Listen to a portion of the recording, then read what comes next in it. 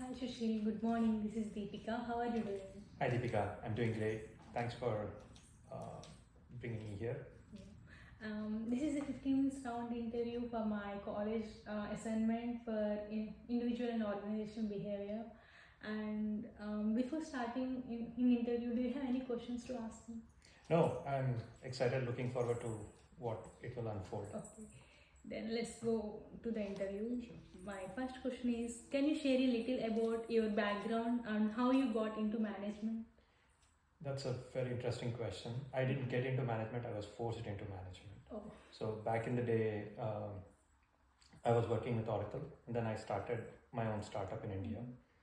I wanted to be a techie, more focused on how to build things. But once you start a startup, there's no role delineation. And eventually I was pushed into management, had to run the company, so on and so forth. And from then on, I've been in management. What startup you do? It was my own startup. It was called Scube, Software Service and Solutions, back in Hyderabad. So that's how I got into it. Do you running that startup?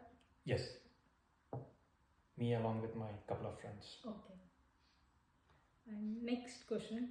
What do you think are the most important qualities of an effective manager? For someone to be a manager, you really need to understand who the person is. Like, I keep saying with my team, as an engineer, you understand the code. As a manager, you understand the human code. And the beauty of humans is the code is deterministic. The humans are never deterministic. The same person, if you say hi today, will be happy. The same person tomorrow, if you say hi, may be sad. Right? So, someone who has the ability to understand humans is fundamental trait for being a manager. That's awesome answer actually. And let's go into the next question. And next question is, can you give an example of your time you had to handle a conflict within your team? How did you resolve it? So I do have conflicts, and generally conflicts are not a conflict. It's just that two people have a two different perspectives and two different prioritizations to solve the same problem. One of the ways that I've learned over the years to solve the problem is if person A is saying A and the person B is saying B, I switch the roles. I say now you own B and you own A. Now justify why you're standing on that position. And most often than not, I've seen people start to appreciate each other's perspective, and once they start doing that, they'll solve it. Do you solve it in real life? Yep. This was like as recent as a couple of weeks back, wherein two of the managers had a very differing viewpoints on how to address it. I just asked them to swap the roles and say like, now defend your positions. And they were able to quickly understand why the other person had a different perspective. Next question. How do you balance company goals with the needs and concerns of your employees? So, it's not, they're two different viewpoints. They both are similar. See, companies are meant to deliver great product to the customers. Engineers are coming to office to solve great problems. They both are trying to do the same thing. The job of a manager is to explain to both the parties that, hey, company, your objective is this, I'll explain this to this person.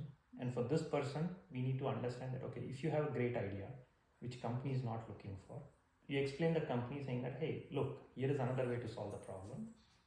The manager is always a bridge between these two parties. And an effective manager establishes that bridge seamlessly. Next question. What strategies do you use to motivate and engage your team? So I've got like four approaches in which I work. These are like fundamental operating procedures for me. One, you got to deliver things incrementally to your customer. You cannot say like, okay, once in 2 years I'll deliver something. That doesn't fly. The second one is you want to build a team which is joyful. Like everyone in the team should come to office to enjoy and not to just like, fine, you're asking me to come, you'll give me some salary, I'll come over here. That doesn't work. And the third one is you will always focus on bar raising from what you did yesterday. If yesterday 100 was great, today 100 is normal. So you got to aspire for 120. So how do you build that culture? And then the fourth one is never accept status quo. So these are the 4 principles that I try to ingrain into the team. And everyone has a different motivation. Someone likes to innovate, someone likes to challenge, someone likes to deliver fast. So between these 4, I've always seen people generally stick on to one and they bring that flavor to the team. Do you apply it in real time? Yes. Can you please give an example? So for example, one of the devices that we purchase costs us about $300,000. One of the engineer was very passionate about it. So I said, like, can you do this in $10,000?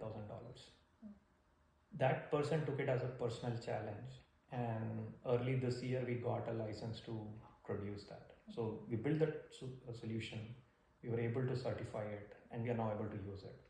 So 300,000 versus 10,000, that's one example. The second one, for example, is for making the joyful team. For every manager I say, what are your team traditions and what memories do you create with the team? These are the only 2 things you need to do for the team. Rest all team will take care. That's great.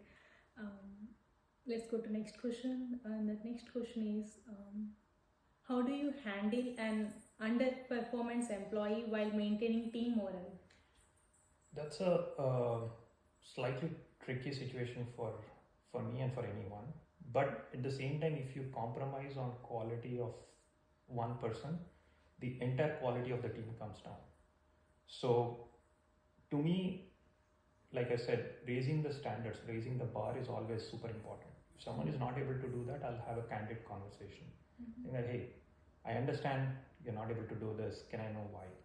Sometimes it could be personal issues. We can be empathetic too. Not everyone can be performing 100% plus. Sometimes it could be they generally don't have the skill. That is where you'll have to coach them, help them understand, but at the same time not compromise on your team goals. So that's table stakes. Did you give anyone like? Oh yeah. Always. Can you give one example? So for example, there's someone in our team who does what is being asked, but what is being asked is not sufficient. You are being paid and you have been hired to own that space. You have to think big. If you cannot do that, then sorry, that doesn't cut it. There's been a bit back and forth on that point, but I'm fairly clear that unless you do that, I won't. You're not. How did you receive the feedback? They didn't receive the way. If I were in their shoes, I would also be surprised, but that's what it is. Next question. Can you share an example of your time you had to lead your team through a major change? Yes. So, for example, there was one situation wherein our company we were hiring from 30 people to almost 100. So, when we were trying to hire the new people, the existing people felt a threat, saying that, hey, maybe my roles will go away. So, how do I ensure that the new people are inculcated in the team and the existing team feels that they have an opportunity to grow? That was an interesting challenge.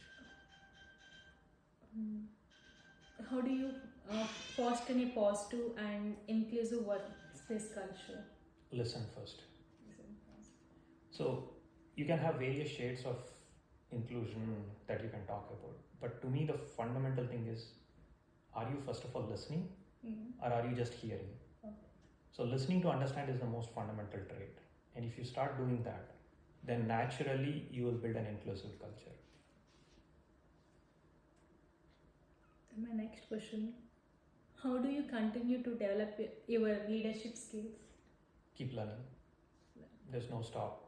You cannot say I'm a manager, I cannot learn. What did you learn in recent time? So for example, I was reading an article and which I sent to my managers was, how do you inspire a team? So for you to inspire a team, you need to be reflective as a manager. Every day, think about how did the day go? What were your touch points with your team? Did you inspire anyone? And to me, my personal goal is I always inspire. My goal is to at least inspire one person per day. Okay.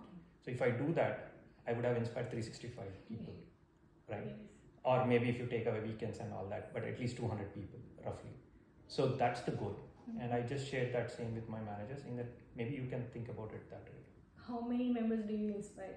One per day. That's all. Okay. Every day when I go to bed, I just think, whom did I inspire? did I inspire to the level that I wanted, or could I have done better? Today you are going to inspire anyone? I don't inspire my wife, she inspires me. So not on the personal front, but definitely on the professional front, I do take care of that. And next question, what advice would you give to someone aspiring to move into a management role? Just don't get to a management because some people will report to you. Get into management if you deeply care about people. And if you deeply care about people, you got to think about them every moment of your time. If you are ready to do that and you are willing to understand more people who are coming from diverse backgrounds, then get into management. Otherwise, please don't do it. You will do a disservice to a lot of people. Can you please I need to know more about this. So think about it. Like, for example, there is an engineer who is coming from, say, some part of the country, and you are expecting they move to US, you give them an assignment, they're not able to do it. Do you just judge on that piece, or do you want to understand that human, saying that, hey, what's going on? What are your challenges? As a very basic thing, the person might be stressed out for SSN. The person might be stressed out for driving license coming into US. Are you spending that deep enough time to understand this person? Once you understand, then understand what are their motivations, what drives them. Then connect that to the work that they're doing. Only when you do all this, then you'll get best out of people.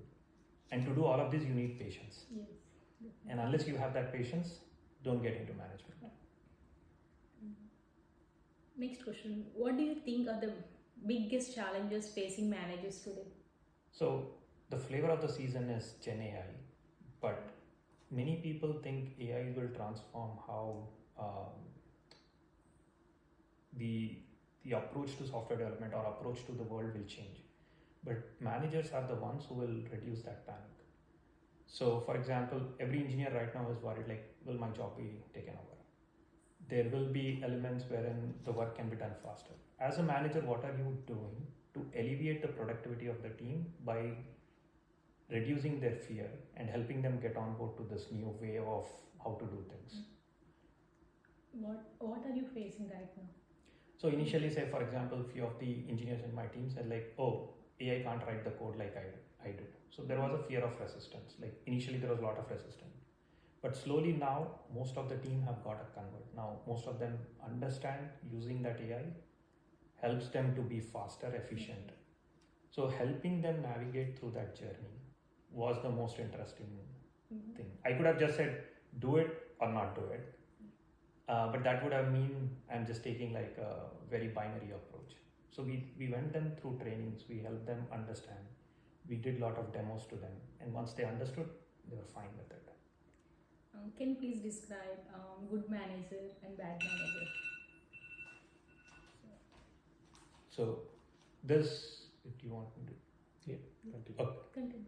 There's no good manager or bad manager. It's just that the manager doesn't have willingness to understand people. If you don't understand people, the same decision can be pursued wrong. And if you understand that person and make a decision, that manager will become a good manager. So it's only about perception. That's all for this interview. And do you have any questions to ask? No, I think this was a very good set of questions.